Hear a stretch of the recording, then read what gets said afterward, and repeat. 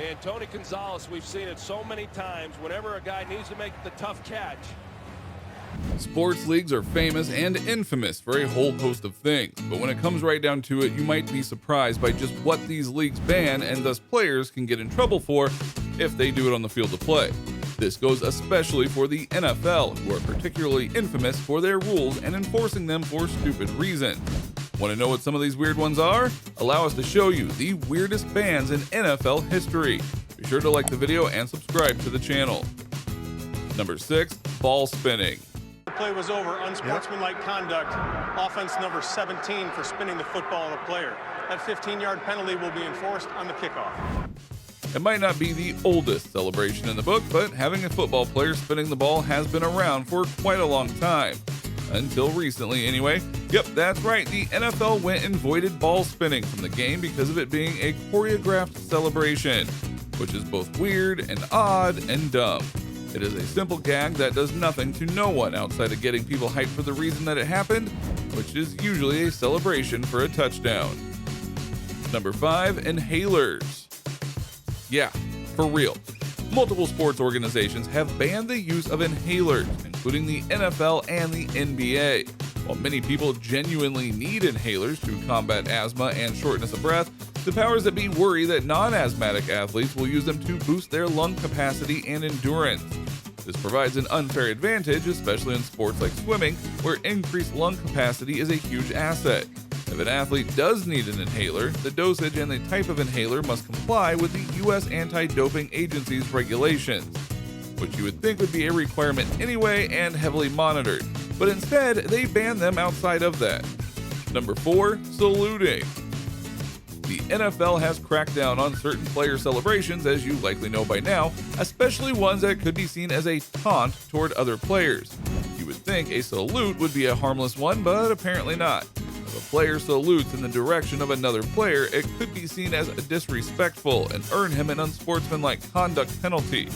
Touchdown scorers will just have to keep their hands to themselves, it seems. They are, however, allowed to salute the fans, which is odd, but this is the NFL, so... Number 3, wrong shoes.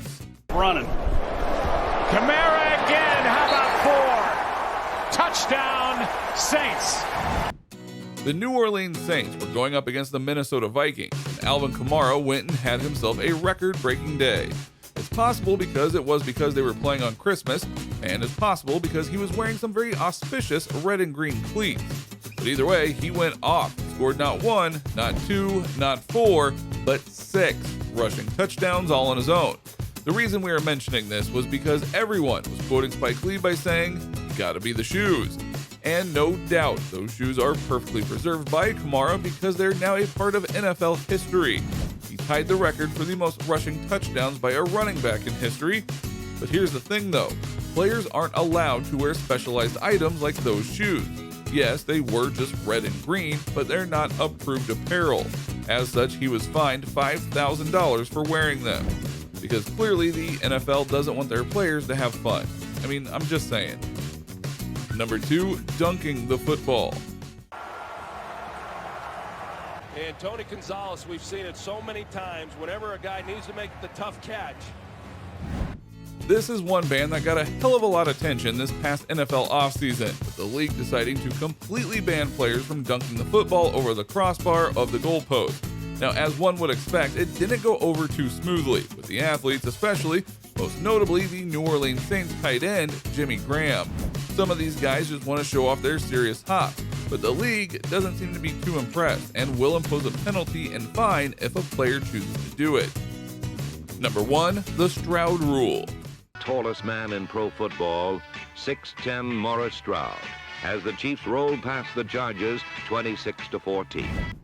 Morris Stroud is known as the tallest tight end in NFL history and one of the tallest players in NFL history at 6 feet 10 inches tall, and he was a field goal blocker. However, unlike field goal blockers who rush the kicker and attempt to swat at the ball, Stroud would stand by the field goal post and attempt to block it when it was going through the uprights. As a result, the NFL decided to create the rule known as the Stroud Rule, which states, goaltending by any player leaping up to deflect a kick as it passes above the crossbar of a goalpost is prohibited. The referee could award 3 points for a palpable unfair act. Is it unfair? Kind of. But who else but Stroud could even have attempted this? Exactly. So what do you think? What do you think of this look at the bans that the NFL has made over the years that are honestly kind of dumb? Which of them makes you roll your eyes because of how it looks in the overall and how restrictive it is of players? If you were the head of the NFL, which of these bans would you reverse? Let us know in the comments below. Be sure to subscribe, and we will see you next time on the channel.